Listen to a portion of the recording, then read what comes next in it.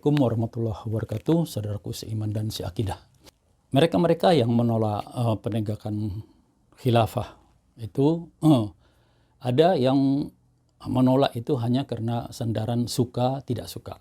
Ya, saya tidak suka ya dengan berbagai alasan dia. Ya.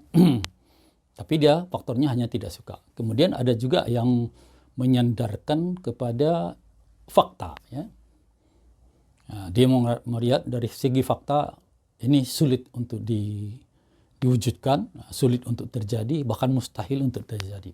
Tapi ada ya yang mereka itu menolaknya karena menganggap bahwa dalil ya, atas kewajiban penegakan khilafah itu masih mereka pertanyakan. Ya.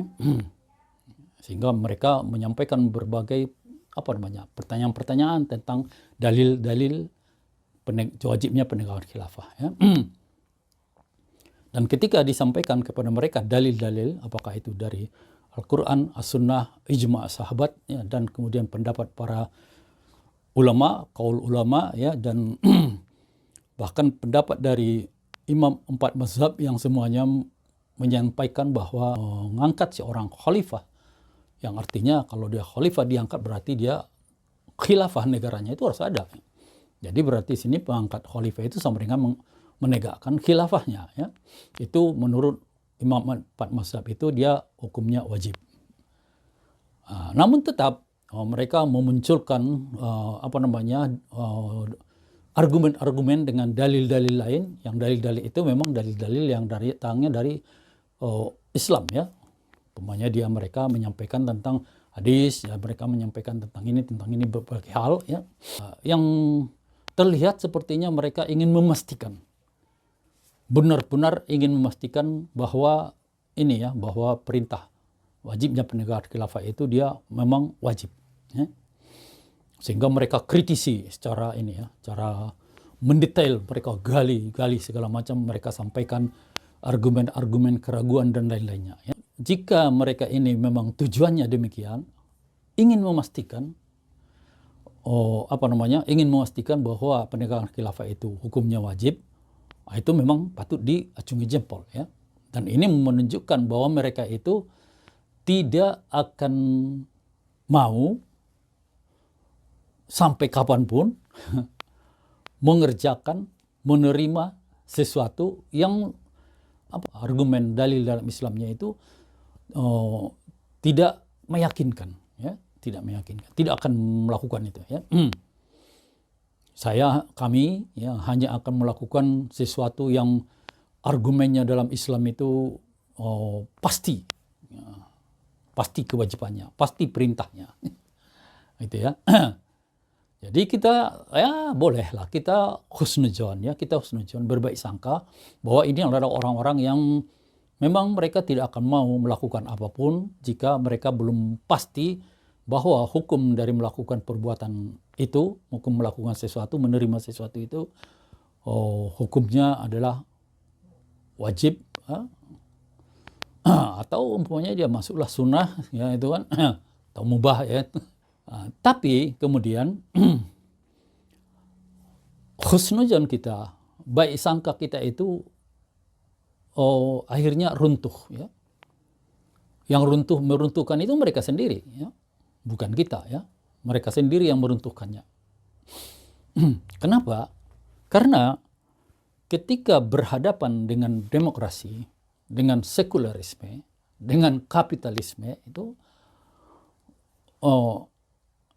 sikap mereka yang tadinya gigih harus ada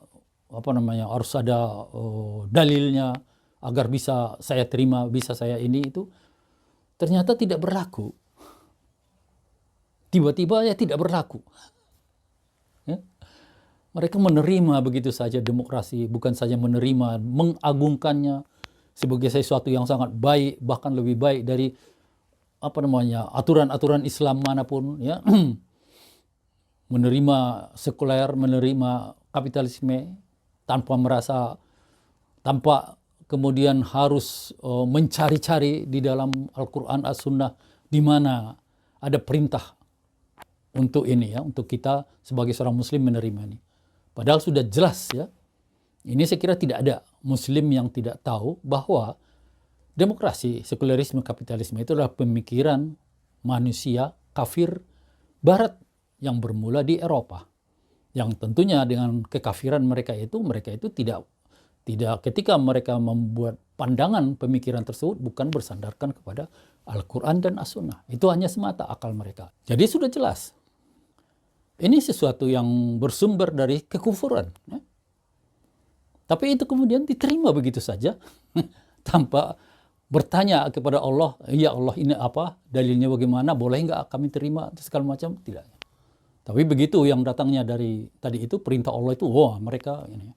Padahal dia perbuatan, apakah perbuatan bahkan sikap menerima sesuatu dan segala macamnya itu selalu masuk dalam kategori 5 hukum dalam Islam ya, yang kita kenal dengan ahkamul khamsah ya. Maka bukan saja karena ini diperintahkan Allah kita harus cari hukumnya dan lain-lain. Yang diperintahkan manusia untuk kita kerjakan pun harus kita cari hukumnya. Karena sama-sama berdampak itu. Bukan kemudian kita menolak perintah Allah saja yang mendatangkan dampak hukum bagi kita ya. Tapi menerima perintah manusia juga akan mendapatkan dampak hukum bagi kita. Jadi harus kita kaitkan, dua-duanya harus kita kaitkan dengan tadi ini ya, pandangan Islam. Apakah ini boleh kita terima, boleh kita ini kan, dan lain-lain. Dan inilah kemudian kita sebut ya dengan Muslim yang berstandar ganda ya. Ketika Allah dan Rasulnya menyampaikan sesuatu, dia kritis sekali, sampai ingin benar-benar memastikan. Ya. Tapi ketika datang dari ini, pemikiran kafir ini, ya mereka enggak kekritisannya itu hilang sama sekali, ya, dan ini semuanya hilang ya. Dan akhirnya kita tahulah mereka ini siapa ya. Allah dalam Al-Quran mengatakan, berfirman ya, wala talbisul haqqa bil batil, janganlah kalian campur adukkan yang hak dengan yang batil, wa taqtumul haqqa, dan kalian sembunyikan yang hak itu ya. Wa antum taklamun, dan kau mengetahuinya ya. Jadi mereka hendak mencampur adukkan antara yang hak dengan yang batil, memasukkan demokrasi itu ke tengah-tengah pemikiran kaum muslim, menerimanya, sehingga kemudian